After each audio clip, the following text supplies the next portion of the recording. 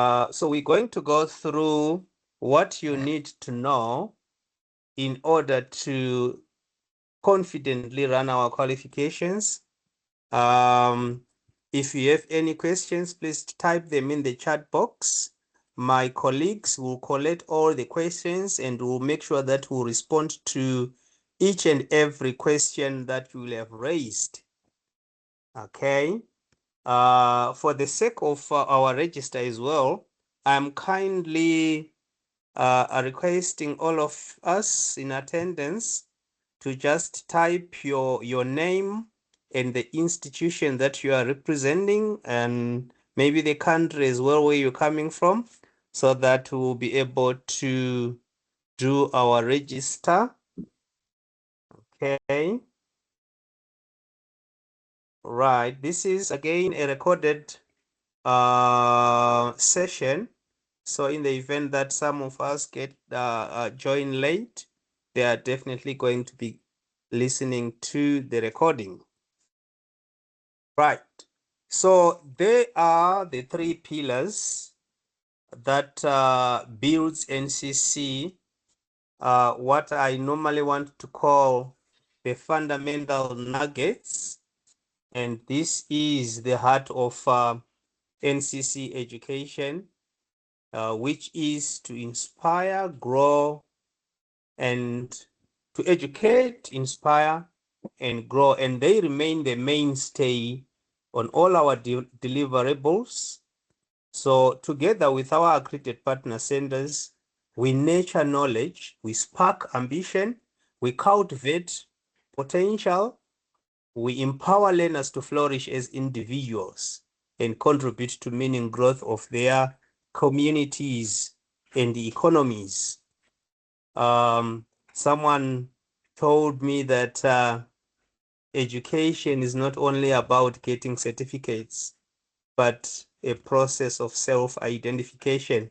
So until we do that, we will not have, attained the reason why we educate, or the reason why education is education. So those are our pillars as NCC education, and we hope that as accredited partner centers as well, we will go through and enshrine those three pillars in the process of delivering those qualifications. Okay, so we are going to be talking about all the qualifications that NCC education does offer, which are, I've just deliberately left the DG there, but we have from level 2 to level 7, which is level 2 diploma in computing, level 2 diploma in business, level 3 diploma in computing, level 3 diploma in business, level 3 international foundation diploma in higher education studies. We have level 4 diploma in computing, level 4 diploma in business, level 4 diploma in computing with business management. We have level 5 direct computing pathway, which is level 5 diploma in computing. We have level 5 diploma in computing with business management. We have level 5 diploma in computing with cybersecurity. We have level 5 diploma in computing with data science, as well as level 7 diploma in business management.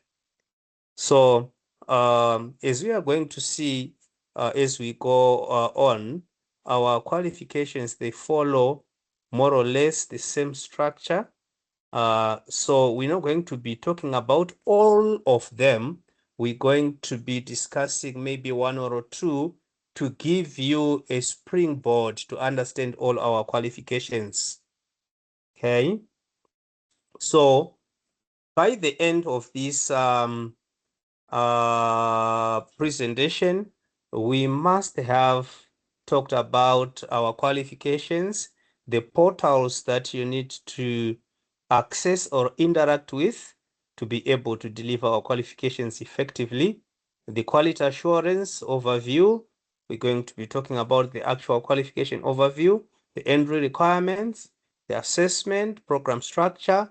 I've also added malpractice and maladministration, so that you are better prepared as you run our qualifications. Okay, so I've put a pictorial representation of the NCC journey from level 2 to the master's degree, or to level 7, which is a feeder program to the master's degree. Right. Our pre-foundational, which I've joined on the diagram there with foundation, are actually composed of DG programs, level 2 programs, level 3 programs, and they are all classified under foundational program or foundational level. Then we have the undergraduate levels, which is level 4, level 5, and year 3 or 4, depending on the actual institution that the students will be progressing to. Okay, so when students complete our level 4, they are equivalent to students who have gone through the direct degree program, who will have completed the year 1. So if they complete our level 5, they are just as good as students who will have completed the year 2 at university level. That is why we have different or various articulated top-ups up to level 6 that leads to students attaining their degree qualifications. Okay, then we have our level 7, which is meant for those students who have already graduated with some experience, who would want to undertake the master's degree. So our level 7 would prepare students for the master's program. Actually, when they complete our level 7, they will just top up depending on the different universities that they are progressing to. They will do a few modules in the project for them to be given or certified with a master's degree in business management. Okay. Right. Now, the moment you get accredited as our accredited partner center, there are different portals that you need access to. And I'm going to talk about the 3 of them, or the basic 3 of them, and who is supposed to be having access to that. When are you supposed to be having access to that, and what do you use that portal for? So we have our, which is an administrative system that is supposed to be accessed by the center coordinator or administrator, depending on your structure, or the exams officer. So this portal, our Quartz Hub or our Quartz portal, this is where, as a center, you register or you enroll and register your students, you schedule them for assessments, you submit the assessments, and you also access assessment material on Quartz. You also get the activity schedule on Quartz, which you are going to be using to prepare your academic calendars. At the end, we are going to be navigating through the portals together. Okay, so you also get, just to add, the NCC policies and procedures, be it conducting examinations, be it requesting for exceptional circumstances where you are not able to convene or administer an exam or an assessment. All the procedures are actually found there. In the event that you have already administered an assessment, you would want moderation reports, you also get the moderation reports there specific to your center, where you'll be able to evaluate how your students fared unit by unit. We have the second portal being the virtual learning environment, or what we normally call the VLE. And this is the primary source of your learning material, where we upload our qualification specifications, the teaching resources, the lecture guides, the student guides.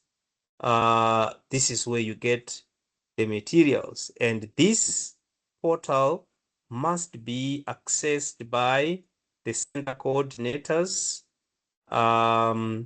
as well as the teaching staff. So each teaching staff, through the TAs or the teaching appendix that you'll have completed and forwarded to us, we will, through our IT departments, allocate the different accounts to the teachers or the tutors. So the tutors are supposed to be gaining access to only the units that they are delivering. Okay. In the event that we are going to be talking about the English placement test, they are also found there, or mathematics placement test, but mathematics placement test, they have not yet been uploaded on VLE, so you'll have to request that meet the English and the mathematics requirements. We have a facility where senders can administer those placement tests to check the literacy and the numeracy skills of the students. Then lastly, or last but not least, we have the Turnitin, which is one unit, or one portal rather, that for every academic institution, we use it to try our level best, though it's not a conclusive tool, but we try to use it to safeguard the academic integrity. So all the NCC assignment assessed units, they are supposed to be uploaded on Turnitin to check the similarity and the AI indexes before they are marked. So before you mark, you must make sure that all the assignments are uploaded on Turnitin. You download the AI and the similarity or plagiarism reports. But please note that these reports are not conclusive tools that you can use to penalize or pardon students.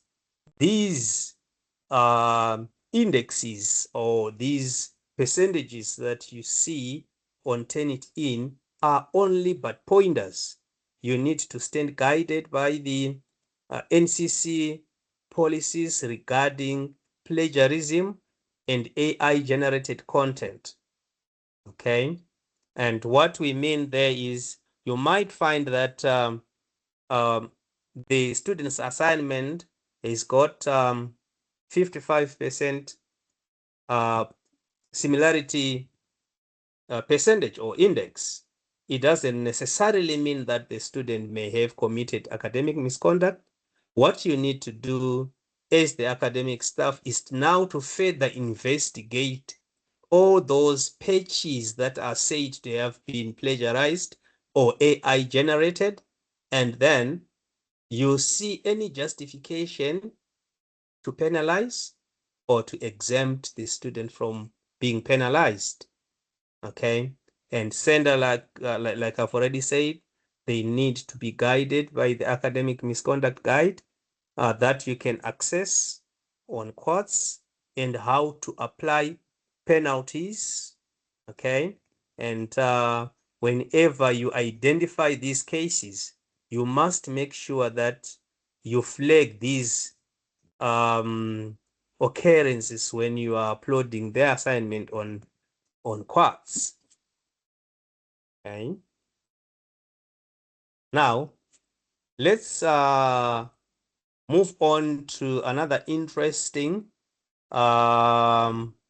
process, which is quality assurance. Okay. As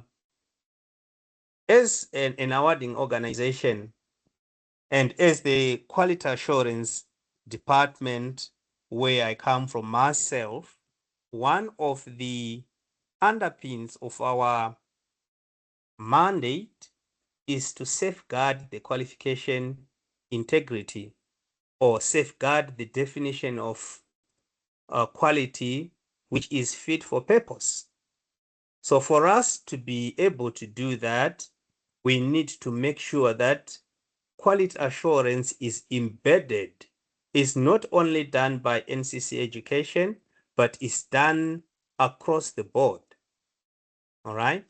So in as much as we as an awarding organization do the quality assurance to the organization is also responsible for quality assurance. So we're going to be talking about how, where, and what exactly you are required to be doing as an organization. I must appreciate that if you will have been accredited as an accredited partner center by NCC Education, you must have met the policy requirements. And these policy requirements imply that we have confidence in you that you can run our qualifications effectively and also the way we expect. And we expect you as an awarding organization, as an accredited partner organization or institution to comply with NCC policies.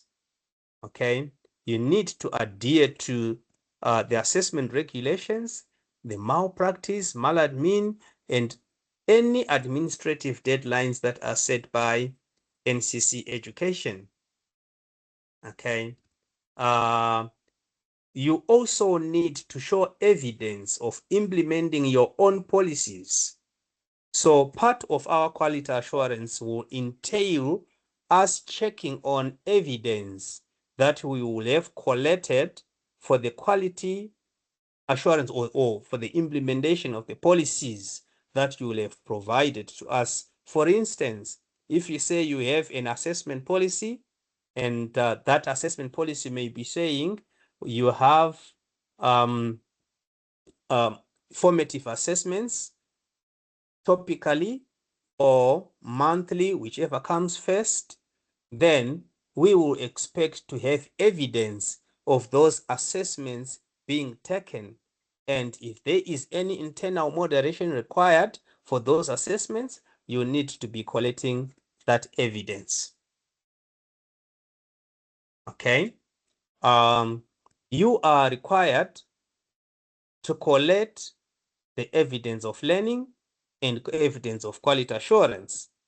So when you're talking about evidence of learning, we're talking basically about the learner portfolios, the marked assignments, the feedback, the attendance record, the formative assessment logs, student support interventions, because as an academic institution, our role is to deliver the qualifications, identify the gaps, intervene when necessary, so that at the end of the day, we end up with the product that we all expect.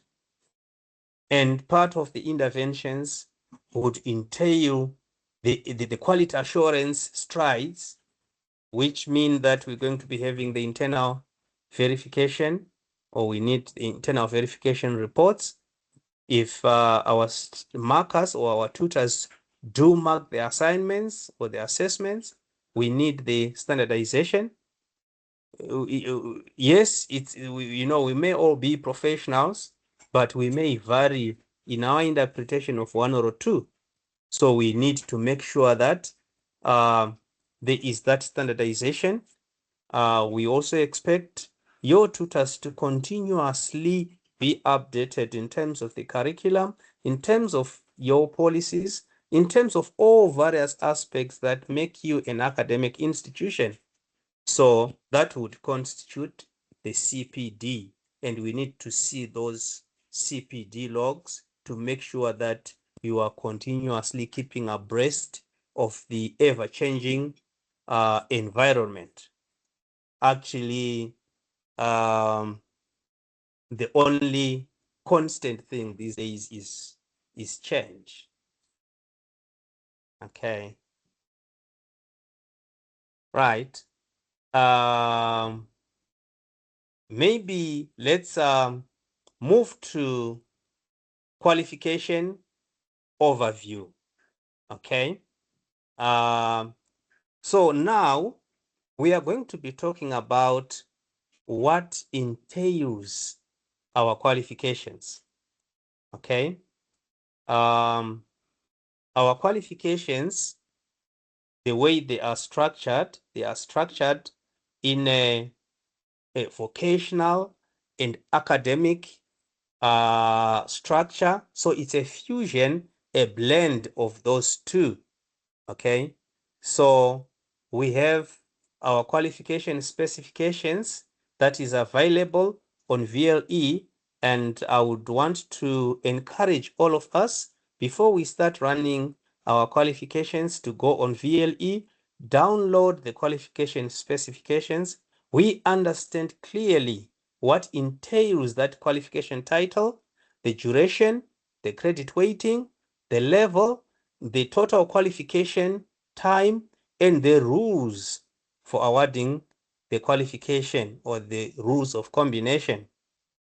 Please note that what we provide for in that document, which is the topmost document that we want our accredited partner centers to be using, which is the qualification specification, what we provide for is the total qualification time, or which entails the guided learning hours and the student private study, is only but a minimum.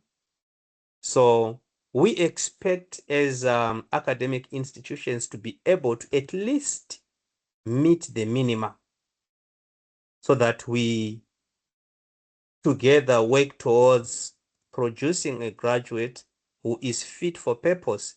And remember, like I said at the beginning, that learning or education is not only about attaining certificates, but the process of self-identification.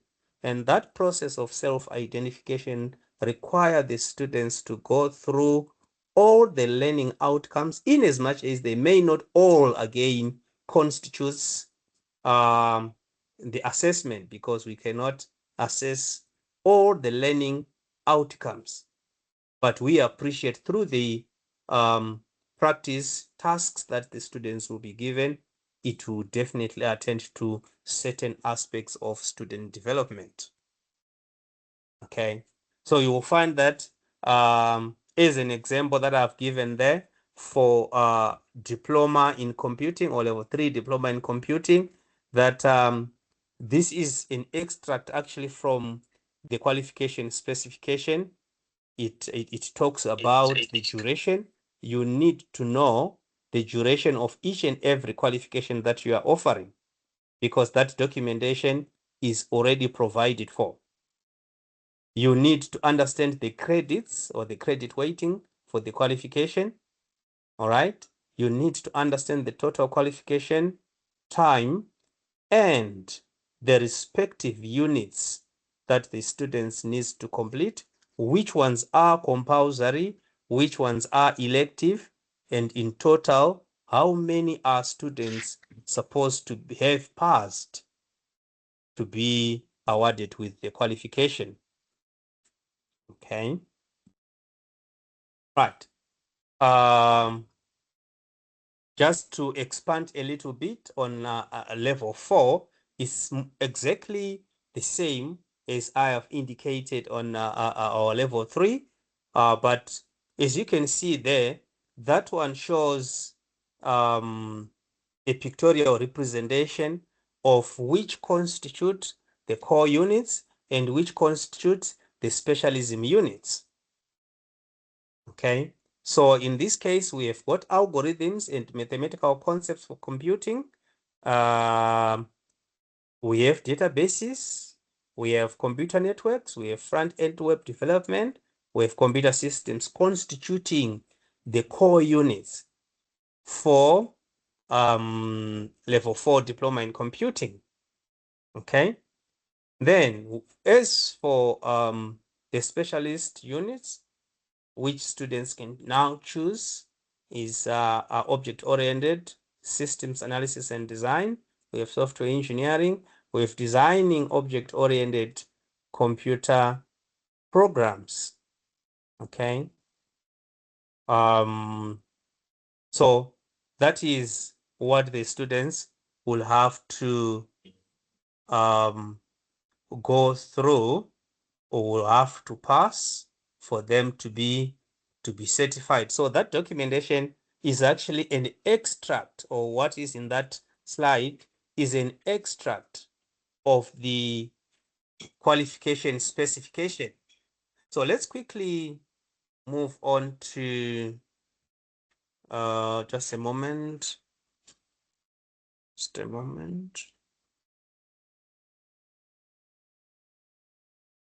I want us to quickly jump to the entry requirements so that we will leave time for question and answers. I will definitely attend to all the questions and answers. Okay, so as NCC Education, we provide for the entry requirements for each and every qualification through the qualification specification.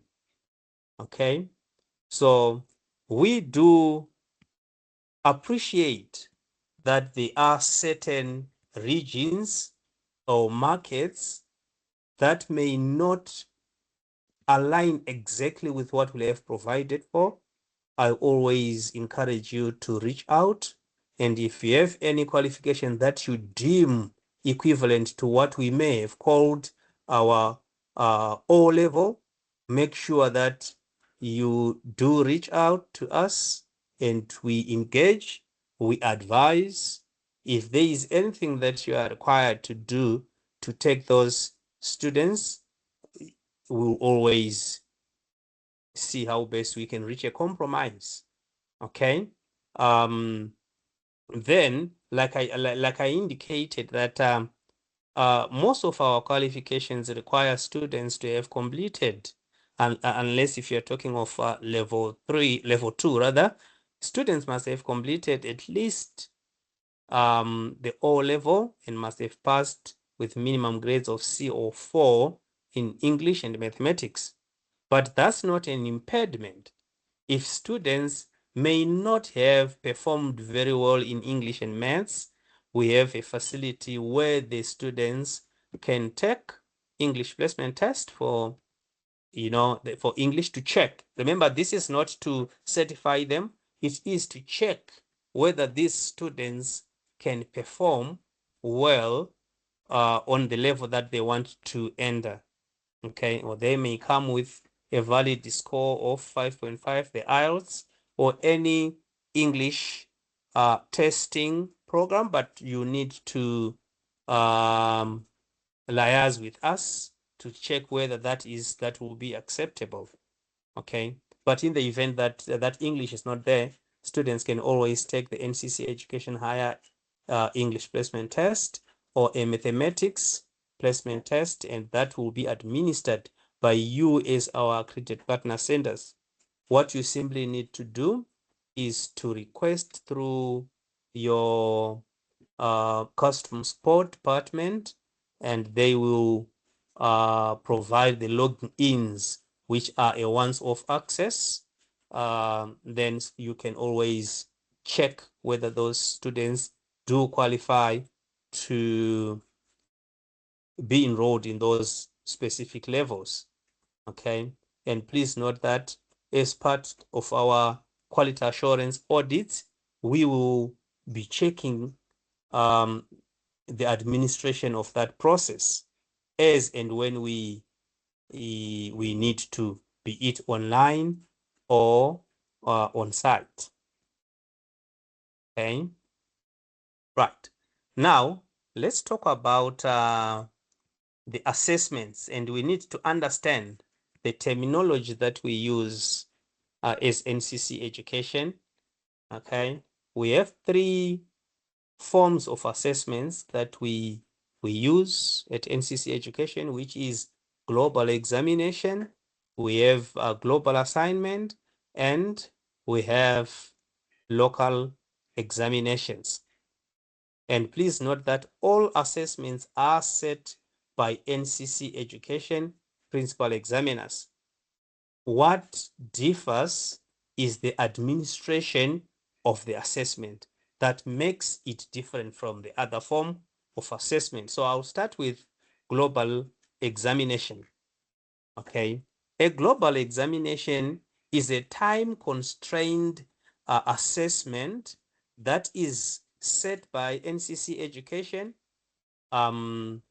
administered by the center on the specific date on the activity schedule, and they must be released around 24 to 48 hours before the actual date of the examination, and they are marked by NCC education. So please do not mark the global examinations. You scan and return all of them to NCC education for marking by our staff. Okay. For global assignments,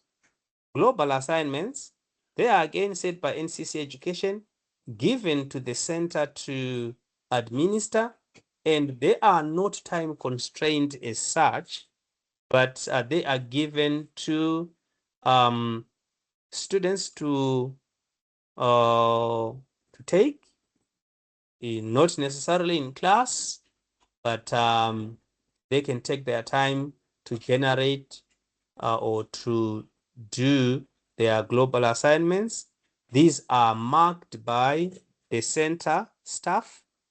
So you do mark the global assignments, though you will be provided with the marking guide to make sure that we reach a standardized level and expectations.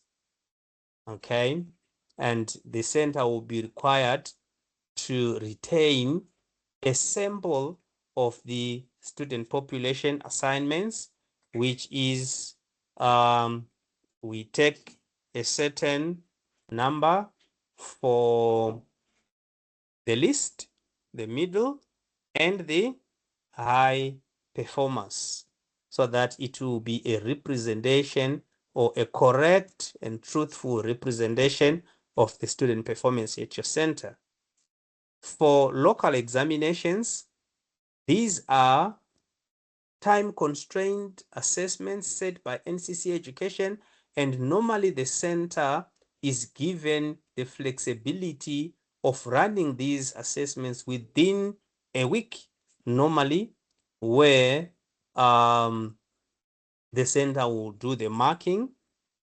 Okay, so unlike global exams, this local exam, the center does mark and retain a sample just like the global assignments. Okay, but remember, these are time constrained assessments. So normally when you are having global examinations, under the qualifications that you are offering, you need to write to your academic standards manager, informing them of the timetabling on when you are going to be administering those local exams within the allocated week. Then when we agree, you are going to administer that and retain the sample as already said. Okay. Please make sure that when you administer the assignments or the global assignments, every global assignment is supposed to be uploaded on Turnitin first. But for global exams and local exams, you do not upload them on Turnitin. And take note of the assessment instructions, the word count, the recordings for presentation-based assessments. Make sure that you record them as an audio, not video. Okay? Right? So, in terms of the assessment cycles, this is very important for you to come up with your academic calendar. All right? So, we have activity schedules that are available on Quartz. So make sure that you access these activity schedules. So we have spring, which spans February to March, or which is actually assessed around February to March. We have summer, which is assessed around May, June. We have autumn, which is assessed around August, September. And we have winter, which we are currently in, which is assessed around November. Please note that for you to calculate now, or for you to prepare your assessment cycle that you're going to be following in, or where your students are going to be assessed, you need to work it down from when the assessments are going to be carried out backwards. Okay, I normally prefer that we work it out from the time when the final candidate registration is due. We work backwards. So we are supposed to be having 15 weeks. Okay. That will also provide for the time that you are required to do the marking of assignments, uploading of the assignments on Turnitin, uploading the assignments or the marked assignments now on Quartz. So please make sure that you have enough time. You have a cascaded academic calendar, taking note of the important deadlines from NCC so that you won't miss out on student submissions, which will definitely have an adverse effect. Right? Then moving on to our performance and results. That is our grading system. If a student attains a mark that is 69% and above, that will be a distinction. If it is between 60 and 69, that's a merit. If it is 40 to 49, that's a pass. To 59, that's a pass. And if it is less than 40, students will have to retake that unit for them to be awarded with the qualification. Okay. Now, we have a 3-year eligibility period where students can retake the failed units. Normally, our level 3s, except the IFD or level 3 International Foundation Diploma, is 1 year or one academic calendar. The rest of the level 3s are 6 months or less. So, which is 1 semester, if it is offered full time. So please note that students may pass at 1 attempt, or students can repeat, whatever they will have failed, and they still have the 3-month, the 3-year eligibility period to retake any failed units. Okay, so I've already indicated there that you need to construct your timetables around 15 weeks, which is 13 weeks of effective teaching, which will have additional weeks for preparation and conduct of assessments. And all your assessments or all your lessons need to be 60 minutes, where teachers or tutors who actively engage with the students to make sure that they understand, and note that if the students are learning on a part-time basis, they need to double the full-time timing.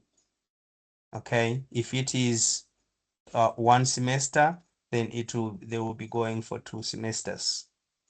Okay, so the way you can structure your cycles, if suppose that your students take their first assessment in spring, it will be good to take the next set of units in autumn. Okay, so that we skip summer for retake of the units that they will have already taken in spring, and winter for those that they will have taken in or failed in autumn. Okay, right. So right. So each and every qualification that you're going to be running under NCC education is structured in such a way that we give you the delivery methodologies, be it lectures. It will have an aggregated number of hours that are required for lectures, for tutorials, for lab sessions, for seminars, and we have again the timetabling for assessment and private study. Please note that you are required to supervise the private study. You are required to supervise the private study. Oh, just give me a moment, please. Okay.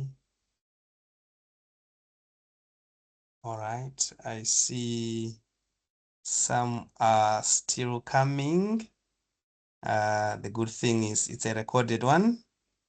Just want to make sure that my streaming remains strong.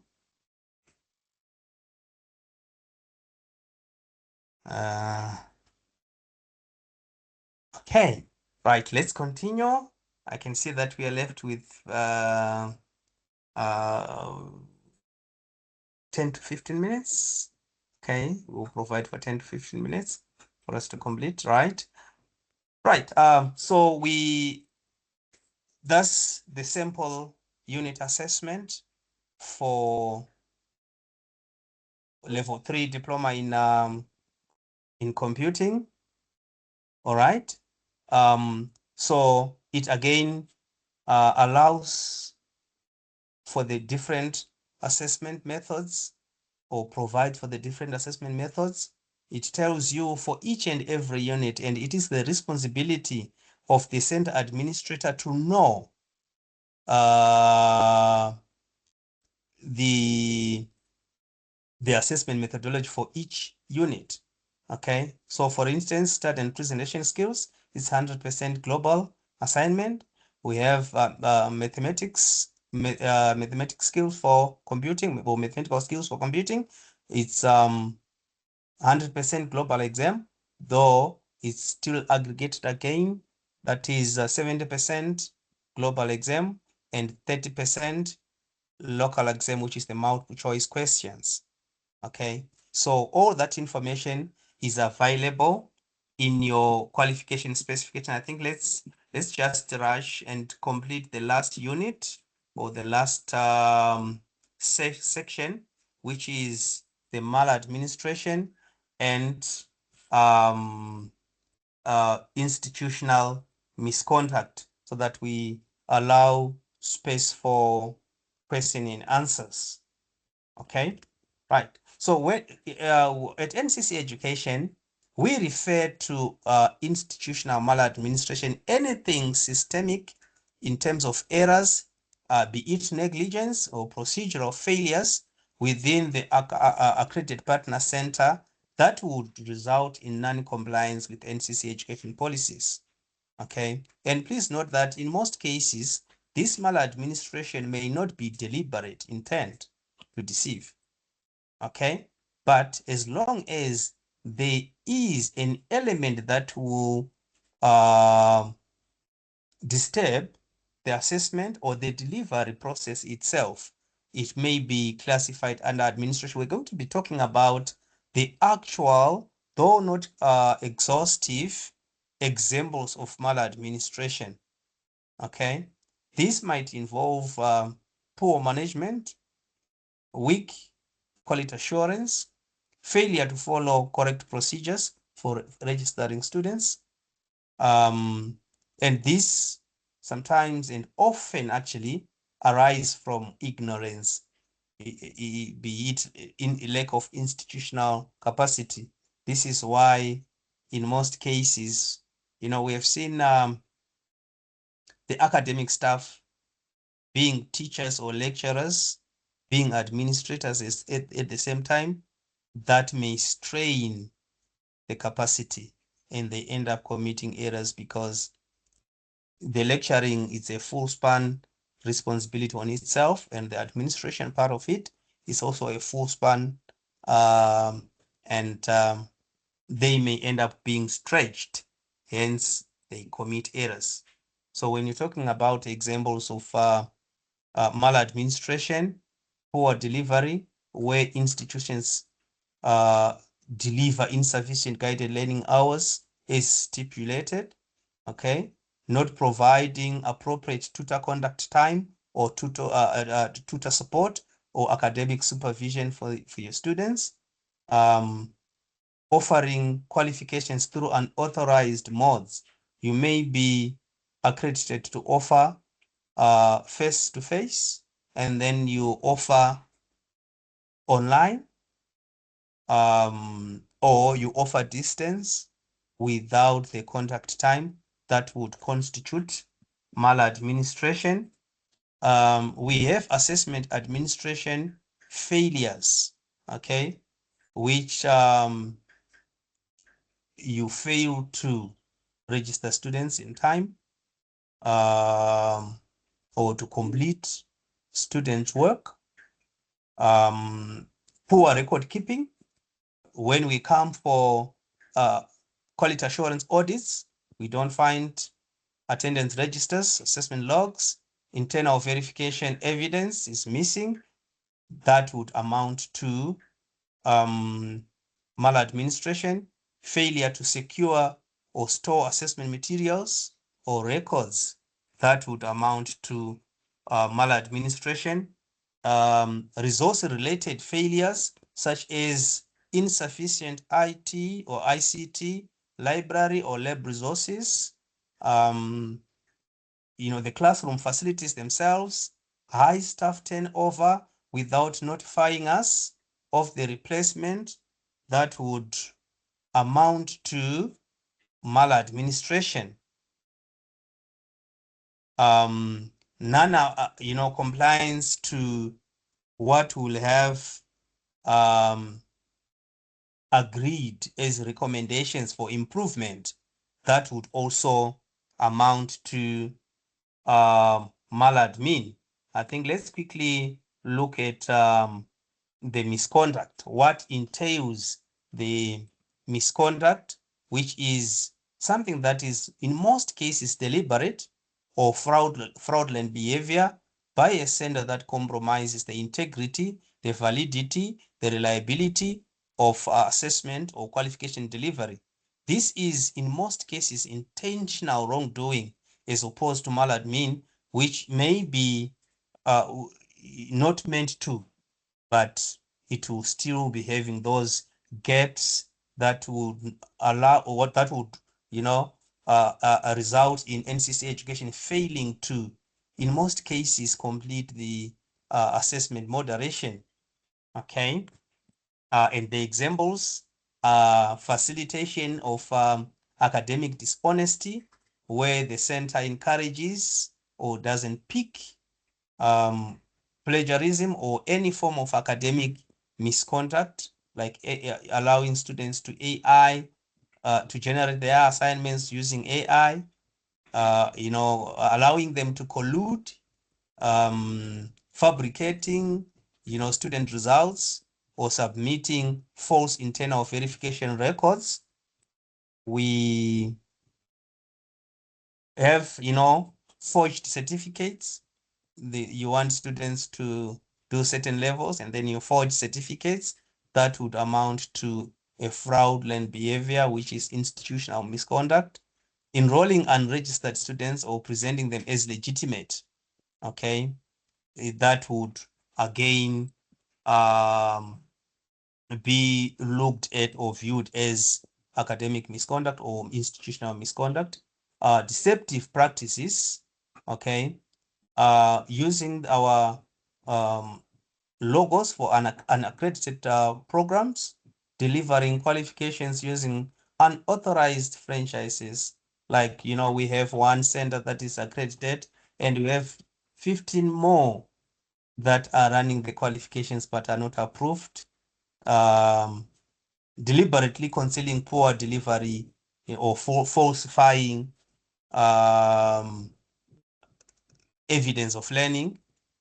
There are also, corrupt tendencies where staff receive bribes to manipulate results. All that is classified under institutional misconduct. And if you want to get more detail about that, you can go through our policies, which are available on Quartz. Okay. So as concluding remarks regarding the maladministration and misconduct, I want to say our goal is to maintain the fit for purpose for all our qualifications, and we rely on your fidelity to the agreed delivery and assessment standards, and let's make sure that we all work together to meet this. And once we do that, we are not only doing it for NCC, we're doing it also for our common good. Okay, for the sake of the question and answer section, let me stop sharing now and then open the floor for any questions.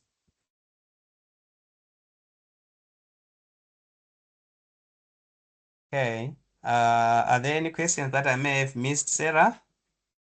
There I weren't have my good any. assistant, yes.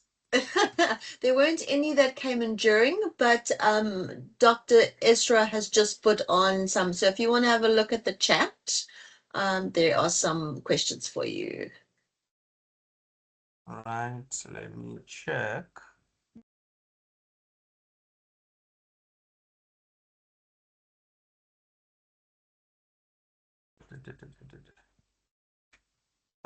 Okay. Got it. Should students be granted access to both materials and assessment folders? No, the center is supposed to download. So it's a no, it's a yes. Okay, so why the students, the center is supposed to download the materials and provide access to those materials. Maybe you put them in your own Moodle and then have them access it from there, but otherwise students won't be granted access directly by NCC Education. Okay. Regarding the marking process, global examinations and global assignments, are these marked by NCC? Yes, no. Global exams are marked by NCC. Global assignments are marked by the center.